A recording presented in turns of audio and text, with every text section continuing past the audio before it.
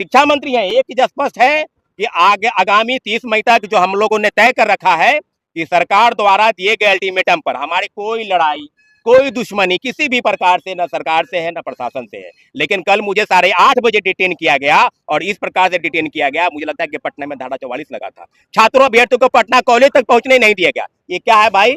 तो सीधे कहा जाए तो लोकतंत्र की हत्या है। आप सीधे सीधे सवाल आपसे नहीं पूछ सकते हैं। आपने TRE 4 क्या TRE 5 की बात की, तो हमारे साथी अमन सारी चीजों पर बताएंगे और आगे की बात, क्योंकि छात्र अभ्यर्थियों की डिमांड को अगर सरकार पूरा नहीं करती है, क्योंकि आप अलग अलग रास्ता अपना कोई शिक्षक है तो कोई पॉलिटिकल पार्टी है, सारे सीटेट बीटेट एस्टेट DLED और सब परीक्षा पास करके और आपसे सरकारी नौकरी मांग रहे हैं। डोमिसाइल नहीं था तो 14 राज्य के लोग को बिहार में नौकरी दे दिए, और जब बिहार की बारी आई तो आप पैर खींच रहे हैं। पूर्व मुख्यमंत्री नीतीश कुमार जी ने कहा था कि 46,000 पद की बहाली हम निकाल रहे हैं।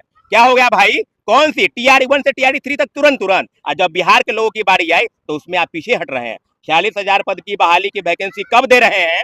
30 मई तक इंतजार कर रहे हैं, और आप जो कह रहे हैं कि उकसा रहे हैं, कोई नहीं उकसा रहा है। हम सारे शिक्षक अभ्यर्थियों के साथ फिर से अगर जरूरत पड़ेगी, क्योंकि आप नोटिफिकेशन में आनाकानी कर रहे हैं, पैटर्न में परिवर्तन कर रहे हैं, तो 30 मई के साथ बैठक करेंगे और आगामी आंदोलन की घोषणा करेंगे। कोई हमारी लड़ाई न सरकार से है न प्रशासन से है। आंदोलन की घोषणा की गई थी 8 मई को, और 8 मई को मुझे बर्बरतापूर्ण तरीके से, मुझे ही नहीं, हमारी बहन बैठी यहाँ सिंपल है, उनको जो है बर्बरतापूर्ण तरीके से मारा गया, और मारा ही नहीं गया, PMCH में इलाज रद्द के दौरान हम लोग को उठाया गया। 4 टाके आए मेरे सर में, और उसके बावजूद सरकार की तानाशाही ऐसी कि हम लोग को क्या बताया गया कि हमलावर थे, बोतल फेंक के मार रहे थे। समझिए साहब, वो हाफ मर्डर हमारा कर दिए तो उसमें कोई बात नहीं, लेकिन छात्र बोतल फेंक के भाग रहे थे आपकी लाठियों से बचने के लिए, तो हम मार रहे थे। एक बात हम और कहना चाहते हैं कि शिक्षा मंत्री जी ने कल प्रेस कॉन्फ्रेंस किया था, और उसी के जवाब में ये छात्रों के, बिहार के युवाओं का प्रेस कॉन्फ्रेंस है। इसमें हम कहना चाहते हैं माननीय शिक्षा मंत्री से कि साहब जल्दी जल्दी और शीघ्र शीघ्र का अंतर स्पष्ट कीजिए। सुनील कुमार कह रहे थे जल्दी जल्दी, ये कह रहे शीघ्र शीघ्र, तो अति शीघ्र हो गया है। तो साहब जल्द से जल्द 30 मई तक स्पष्ट कीजिए, नहीं तो कल संविधान बिहार किससे चलेगा, देश किससे चलेगा? संविधान से चलेगा, लोकतंत्र से चलेगा, या माननीय सम्राट चौधरी CM साहब या सह गृह मंत्री के लाठी तंत्र से चलेगा? तो हम बता देना चाहते हैं, बिहार का युवा आपके लाठी तंत्र से नहीं डरने वाला है। और आने वाले 30 मई के बाद 10 दिनों का अल्टीमेटम बेटियों ने एक गूंज उठाया था, खुशबू पाठक जी के नेतृत्व में, सौरभ भैया के नेतृत्व में, विकेश भट्ट के नेतृत्व में, तमाम अनुज है, बाकी हमारे ये राजा साथी है, सभी के नेतृत्व में, TRE 4 साथियों के नेतृत्व में, कि अगर साहब अगर जल्द से जल्द अपना रुख अख्तियार नहीं किए और TRE 4 का नोटिफिकेशन जारी नहीं किया तो खुला चुनौती दे रहे हैं।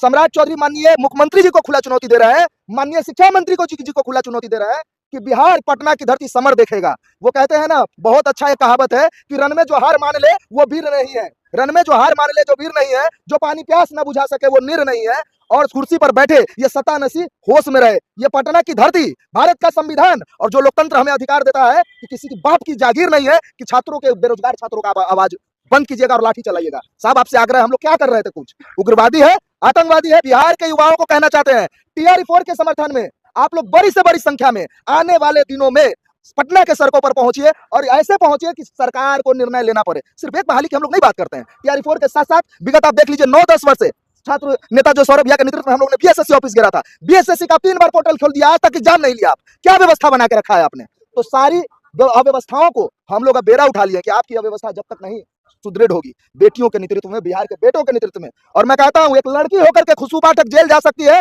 वो सिर्फ इसलिए दिलीप छात्र नेता, हमारा कोई विरोध नहीं है, वो छात्रों के लिए लड़ रहा है ना, तो मैं बता देता हूं वो जेल जा सकते हैं। तो याद रखिएगा सम्राट चौधरी जी, युवा जेल जाने से नहीं डरता है, गरज के बोल रहे हैं। इन्हें से धारा लगाना है लगा दीजिए, व्यवस्था सुधार लीजिए, नहीं तो बिहार की धरती पर सन 74 की क्रांति हम लोग दोहराने के लिए तैयार है। और आप कहते हैं कि हम किस पार्टी से हैं, तो मैं बताता हूं, हम शिक्षित बेरोजगार पार्टी से है, क्योंकि आपकी व्यवस्थाओं ने हमको बेरोजगार रखा हुआ है। कॉकरोच पार्टी बनाते हैं, मतलब क्या क्या प्रोपोगेंडा है। अभी मीडिया पत्रकार साथियों ने पूछा कि आप लोग पैसा खाते हैं। सर एक बात कहते हैं, पटना का कोई भी व्यक्ति अमन यादव पर, खुशबू पाठक पर, सौरभ नेता पर, यहाँ हमारे भाई विकेश भट्ट पर, तमाम लोगों पर खुले तौर पर हम लोग चुनौती देते हैं। प्रूफ के साथ आइए ना भाई, बोलिए हम लोग पैसा खाते हैं, तब जाकर के आपके एक एक सवालों का जवाब देंगे। छात्रों के लिए लड़ते हैं, लड़ेंगे और लड़ते रहेंगे। एक बात और आपको साफ अंतिम बात रख देते हैं, हाथ जोड़ करके, जितने लोगों को आपने जेल में कैद किया है, बाइज्जत बरी कर दीजिए। छात्रों पर दमनकारी नीति अपनाना बंद कर दीजिए। 5,000 व्यक्तियों पर जो ज्ञात FIR की है जल्द से जल्द समाप्त कीजिए। आप सोचिए ना, ये कैसे हुआ? घमंडी शिक्षा मंत्री के वजह से लोकतंत्र की हत्या बिहार में की गई। क्या हम अपना मांग रखने के लिए स्वतंत्र नहीं है? घिसिया करके जेल में डाला गया, इनको कहीं और से उठाया गया, इनको कहीं और से उठाया, इनको तो रात में ही उठा लिया गया। आतंकवादी है ये साहब। अगर हम नीतीश कुमार के बेटे अगर निशांत कुमार होते, शकुनी चौधरी के पुत्र अगर सम्राट चौधरी होते, अगर हम जीतन राम मांझी के पुत्र संतोष मांझी होते, अगर हम दीपक प्रकाश होते, तो हम पर लाठियां नहीं चलती, हमें जेल नहीं भेजा जाता। क्योंकि हम बिहार के गरीब किसान के बच्चे हैं, इसलिए हम पर ऐसे हो रहा है और हमें मंत्रालय मिलता, हम उनके होते तो। युवाओं को सोचने की जरूरत है, बिहार के युवाओं को, कि ये लोग सिर्फ और सिर्फ अपने बेटे और बेटियों को जो है क्या करना चाह रहे हैं, सेट करना चाह रहे के लिए पेपर लीक को रोकने के लिए प्रयास करते हैं। तो बिहार में जो आज 10 वर्षों से लगातार पेपर लीक हो रहा है, पेपर लीक नहीं हुआ था, हम अपराधी थे। आप सोचिए कि जब हम 20 तारीख को आंदोलन का घोषणा किए तो 19 मई को मार्केट से मुझे रात में 9:15 बजे के करीब पुलिस प्रशासन के द्वारा टांग लिया गया और यहाँ तक कि एक फोन भी नहीं करने दिया गया। तो क्या हम अपराधी थे? हम लोकतांत्रिक तरीके से अपनी बातों को जो है सरकार तक पहुंचाना चाहते हैं, लेकिन यह तानाशाही सरकार, गुंडागर्दी करने वाली सरकार छात्र नेताओं पर जो है लगातार कार्रवाई करने का काम कर रही है। तो मैं इसकी घोर निंदा करता हूं। आपने ही घोषणा किया था कि चुनाव से पहले आपने घोषणा किया था कि टीआरई 4 में जो बहाली दी जाएगी 1 लाख से अधिक पदों पर दी जाएगी, लेकिन जब आपके द्वारा किए गए घोषणाओं की मांग को लेकर के हम सड़क पर उतरते हैं तो मेरे ऊपर लाठीचार्ज करते हैं।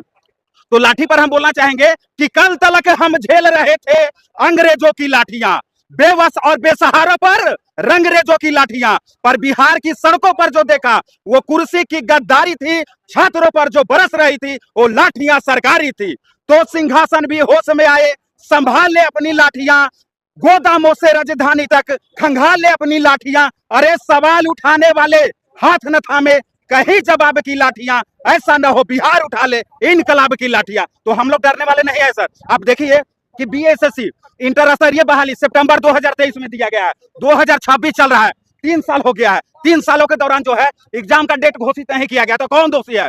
छात्र दोषी है जो रूम ऑफ लाइब्रेरी में 5-5 साल से जो है शांतिपूर्ण तरीके से पढ़ाई कर रहा है। गरीब किसान वर्ग के बाल बच्चे पढ़ रहे हैं, लेकिन इन लोगों को जो है सरकार जो है अनदेखा करने का काम कर रही है। तो हम शिक्षा मंत्री जी को वार्निंग के तौर पर बता रहे हैं कि अगर इस महीने के अंत तक अगर आप नोटिफिकेशन नहीं दीजिएगा तो आप देखिएगा कि बिहार की धरती पर फिर से जो है एक बार छात्रों का जन सैलाब देखने के लिए मिल सकता है।